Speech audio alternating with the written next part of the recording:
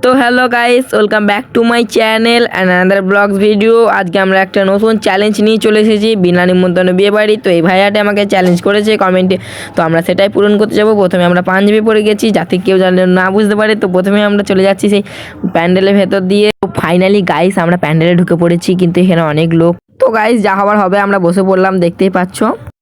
তো বসার সঙ্গে সঙ্গেই প্রথমে দিয়ে দিল প্লেট। তো প্লেট একটা টিস্যু আছে, তো তারপরে আমরা লেবু দিয়ে দিচ্ছে। তো তারপরে চলে এলো ভাত। তো এখনও কেউ ধরতে পারেনি কী হবে বুঝতে পারছি না। তো তারপরে চলে এলো ডাল, তো ডাল দিয়ে মাখিয়ে খেয়ে নিলাম।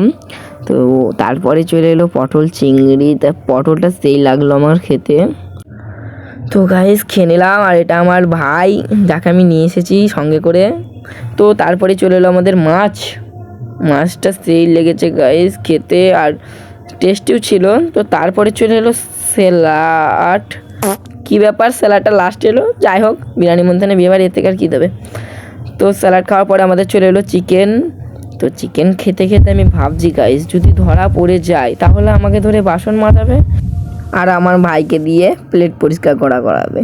তো তোমরা এভাবে রিয়া দিতে থাকো। তো তারপরেই চলে এলো আমাদের চাটনি, তারপরে পাঁপড়। তো চাটনি পাঁপড় খেতে খেতে চলে এলো আমাদের মিষ্টিটা খাওয়ার পরে আমরা অপেক্ষা করতে আছি লাস্টের সেই আমার সবথেকে প্রিয় খাদ্যটার জন্য, যেটা হলো আইসক্রিম, যেটা আমার সবথেকে ফেভারিট। গাইস তোমাদের কোন আইসক্রিম ভালো লাগে সেটা কমেন্টে অবশ্যই জানিও। আমার কর্নেটো সবথেকে বেশি ভালো লাগে।